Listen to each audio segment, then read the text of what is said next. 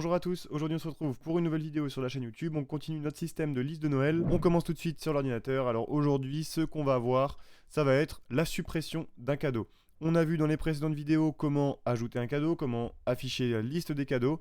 Aujourd'hui, on va voir la suppression d'un cadeau. Je vous rappelle que le code, si vous voulez le télécharger, c'est sur l'offre rejoindre qui se situe à côté du bouton s'abonner. Comme dans la précédente vidéo, pour l'ajout de cadeau, ça va être divisé en 3 étapes. Premièrement, le système pour supprimer un cadeau, le traitement de l'information sur le fichier PHP. On le rappelle, le petit schéma que je vous affiche à l'écran tout de suite, le fichier PHP qui est invisible des yeux de l'utilisateur mais qui sert à supprimer un cadeau de la liste, donc de faire tous les traitements pour déclencher la suppression du cadeau, la fonction pour supprimer un cadeau qui se constitue dans ma classe PHP, et enfin, on verra le JavaScript, comment on traite l'action sur le bouton et l'Ajax pour faire la requête sur le fichier PHP. Ok, donc on commence premièrement par le fichier PHP. Bon, bien déjà, vous voyez qu'il n'est pas très grand, en vrai, on est plutôt assez concis sur ce fichier-là. Évidemment, comme sur les autres, eh bien, si on n'a pas de session, on la déclare, et on ajoute la classe cadeau, puisqu'on va en avoir besoin forcément ici, comme la dernière fois, pour supprimer un cadeau. On vérifie si l'utilisateur est bien connecté, ça veut dire qu'il a renseigné le mot de passe précédemment sur la page index. On vérifie s'il y a bien une variable post qui est passée en paramètre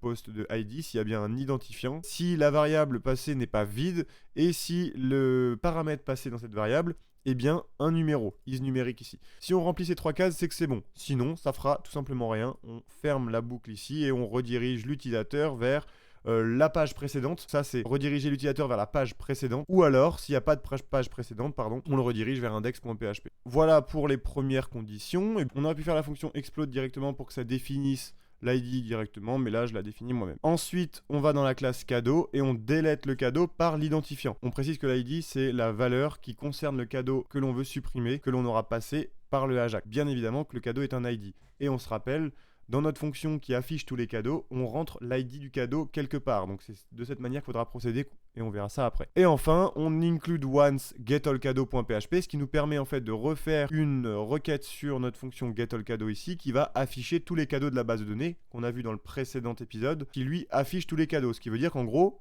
ici, on met à jour la base de données et ici, on la raffiche avec les dernières modifs. Et enfin, il faudra dire dans notre Ajax, on fait la requête vers ce fichier delcadeau.php avec l'ID et la réponse, on la colle puisqu'il nous répond en fait tous les cadeaux. Voilà pour le fichier PHP, quelque chose de très simple. Pour la classe cadeau, eh bien, on va aller voir notre méthode statique delcadeau qui est ici. Vous voyez que toutes les méthodes en fait qui concernent la base de données sont vraiment similaires. On a la définition d'une nouvelle instance, la requête écrite, on prépare la requête, on exécute et on return. C'est vraiment presque partout pareil. Pour la delcadeau, c'est ici, on fait une instance, on écrit notre requête, on prépare et on envoie. On la prépare bien, avec la requête suivante, delete from cadeau where id est égal à 2.id. Donc id, on le remplacera ensuite en exécutant la requête par la valeur d'id passée dans le paramètre de la fonction delcadeau. C'est vraiment très simple. La plupart des fonctions, comme je vous le dis, des méthodes statiques ici se ressemblent, vous voyez. Voilà pour la classe cadeau, pour la suppression des cadeaux. Et enfin, la grosse partie qu'on va devoir voir, c'est pour supprimer un cadeau dans notre code JavaScript. On est ici. Alors pour rechercher, eh bien, j'ai cherché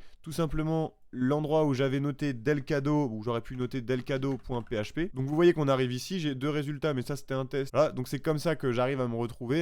Et en fait, ce qui veut dire que là, il faut regarder l'event listener qu'on a juste ici, mais voilà, on a un event listener sur le document. Si le bouton cliquer est un bouton qui a une classe qui contient la classe bouton del, donc en se rendant sur le site, si on regarde en fait, quand on est connecté, le bouton qui a la classe bouton del ici, eh bien vous voyez, il a la classe bouton del, c'est le bouton supprimer. Donc en fait, on aurait pu mettre un event listener sur tout les boutons delete. À la place, je mets un event listener sur le document et je vérifie si l'event listener, si l'objet cliqué sur le document contient la classe del. Vous voyez, c'est une autre méthode pour procéder, mais c'est plus simple parce que ça m'évite de faire un for each, document event listener, etc. On voit qu'ici sur ma liste de cadeaux, eh bien l'identifiant est notifié ici, puisque ça c'est sur le code qu'on a vu précédemment. Quand on renvoie la liste des cadeaux, eh bien lorsqu'on est connecté, la liste des cadeaux se renvoie avec l'identifiant, notamment sur le petit bouton supprimer et également sur la fiche du produit. Donc ici on voit bien qu'on a l'ID quelque part, il suffira juste de prendre l'identifiant et de supprimer 1, 2, 3, 4, 5, 6 caractères pour avoir le numéro de l'identifiant. C'est ce qu'on fait juste après. Si l'objet cliqué sur le document contient la classe bouton del, alors on passe dans cette condition-là. E est égal à e.target, c'est pour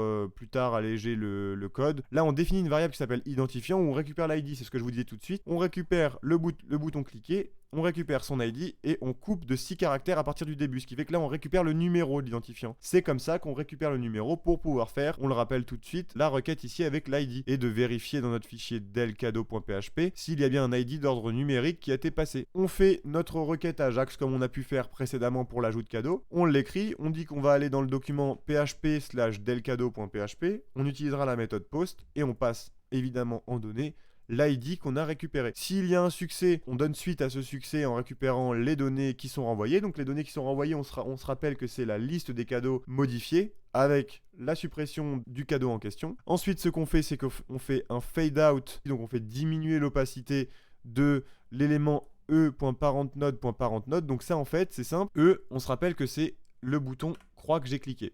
Donc on va aller le chercher ici dans notre inspecteur.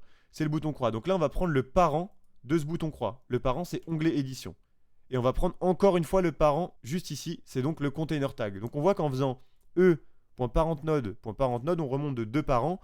Et qu'en remontant de 2 parents, on obtient notre fiche produit ici. Et donc ça, c'est super utile parce que ça va nous permettre du coup de faire un fade out. Ça veut dire qu'en fait, on le supprime, on le désaffiche, pardon. On ne le supprime pas, on le désaffiche en fade out en opacité 0. On met un timer de 400 millisecondes puisque le fade out doit durer 400 millisecondes. Et ensuite, on colle les nouvelles données renvoyées par le fichier PHP. Donc ce qui veut dire qu'en fait, c'est cette manière que fonctionne le petit système. Regardez comme ça, quand je clique, ça fade out et ensuite ça le supprime. On l'a bien vu, hein, on l'a bien vu en 2 temps.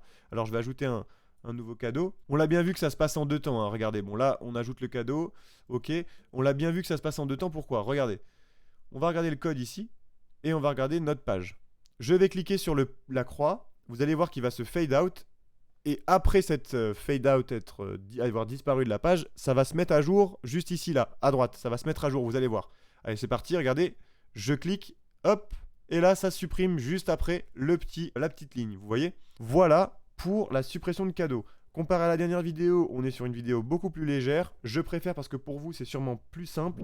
Si vous avez des questions, n'hésitez pas en commentaire ou sur le serveur Discord. N'hésitez pas également à souscrire à l'offre rejoindre ou à vous abonner à la chaîne YouTube, ça soutient énormément et ça me fait super plaisir. Je vous mets à disposition le code sur le serveur Discord via cet abonnement. Vous pouvez également me demander directement en privé ou via le serveur Discord des questions et je essaierai d'y répondre. C'est ce que je vous propose dans mon offre. Je vous remercie d'y avoir souscrit pour certains et je vous dis à bientôt pour une autre vidéo. À bientôt. Au revoir.